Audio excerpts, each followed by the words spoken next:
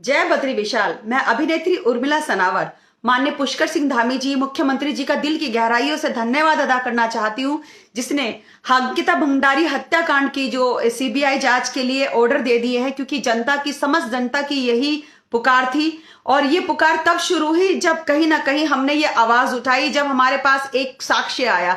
अब ये उन लोगों के चेहरे सामने आ जाएंगे जिन्होंने बुलडोजर चलवाया उस रिजॉर्ट के ऊपर, उन साक्ष्यों के ऊपर, कौन वो वीआईपी था, क्या सुरेश राठौर ने उस रिकॉर्डिंग्स में कहा।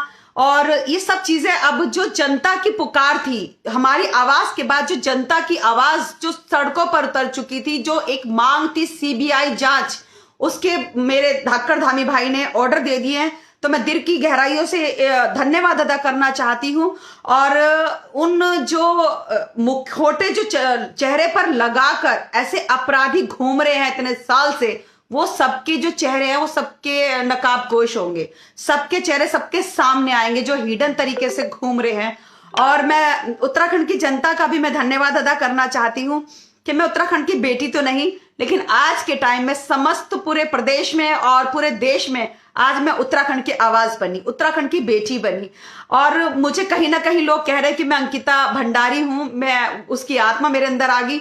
मुझे नहीं पता कि क्या है क्या नहीं है। मैं पूरी सत्ता से टकरा गई, शासन प्रशासन से टकरा गई कि मुझे खुद एहसास होता है कि ये मैंने मांग नहीं की, स्वयं आके, नहीं तो हम तो मुंबई में रहते थे, मुंबई में काम करते थे, और कहाँ चीलाघाट, कहाँ उत्तराखंड, कहाँ हरिद्वार, कहाँ मुंबई, कैसे कैसे तार हमारे अंकिता भंडारी हत्याकांड से जुड़े, कैसे हमारे पास साक्ष्य आए। तो मुझे पूर्ण विश्वास है, महादेव पे विश्वास है, उत्तराखंड की जनता की जो दुआएं हमारे लिए उन्होंने दी हैं कि भगवान इसको सुरक्षित रखना।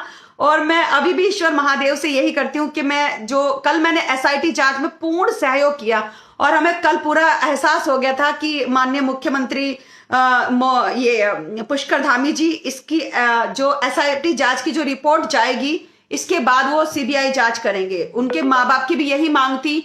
और क्योंकि ये जो जांच है इतने घंटों चली, इतनी बारीकी से चली कि खाली एक रिकॉर्डिंग के आधार पर वो सीबीआई जांच नहीं कर सकते थे, लेकिन बहुत सारी चीजें जब उन्होंने बातों में से बातें पूछी निकाल निकाल के, तो कहीं ना कहीं उन्हें ऐसा लगा कि कोई एक ऐसा अपराधी है जो बच रहा है। क्यों उस रात बुलडोजर चलवाया आरती गौड़ ने, क्यों सारी चीजें, कहीं ना कहीं उन्होंने सुरेश राठौर की जो 48 मिनट की पूरी रिकॉर्डिंग भी सुनी है, तो उसमें उनको लगा कि सुरेश राठौर भी शायद कहीं ना कहीं सच्चाई बोल रहा है कि कोई वीआईपी तो था उस रात जो अंकिता भंडारी हत्याकांड में शामिल था।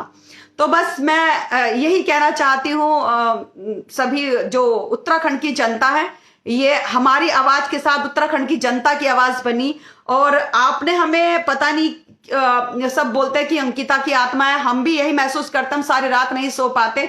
शायद आज हम बहुत चैन की नींद सोएंगे और हमें ये होगा कि ये जो आंदोलन इतने दिन से चल रहा था, उस पे आज मेरे भाई धाकड़ धामी ने मोहर लगा दी, सीबीआई जांच होगी। और मैं सीबीआई जांच में भी मैं पूर्ण सहयोग करूंगी। जो भी मेरे से ऑफिसर्स वगैरह क्वेश्चन आंसर पूछेंगे, जितना मुझे पता है मैं पूर्ण तरीके से उनका सहयोग करूंगी। जैसे मैंने कल एसआईटी जांच में कई घंटे करी, कल भी की और परसों देहरादून भी की, और कल हमने हरिद्वार की। जय बद्री विशाल।